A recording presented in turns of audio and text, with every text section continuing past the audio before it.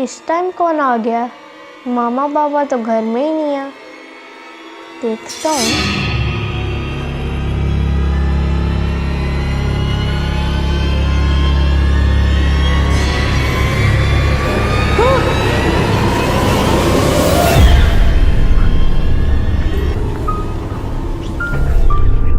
बाहर आओ बेटा, मेरे पास चॉकलेट है।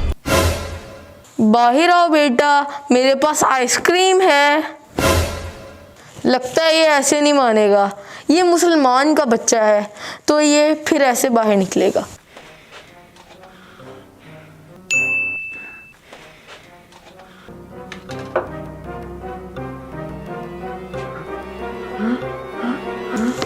अच्छा, अल्हम्दुलिल्लाह। यरहमकल्लाह। प्यारे दोस्तों, हमें इस वीडियो से ये सबक मिलता है कि हमें अपने प्यारे रसूल सल्लल्लाहु अलैहि वसल्लम के अहकामात पर अमल करना चाहिए। जैसे कि हमें छींक आती है तो हमें अल्हम्दुलिल्लाह कहना चाहिए, और अगर हमारी कोई दूसरा छींक सुने तो उसको जवाब में यरहमकल्लाह कहना चाहिए। प्यारे दोस्तों, उम्मीद है कि आपको ये वीडियो अच्छी लगी होगी। हम आपसे मिलेंगे अगली वीडियो में।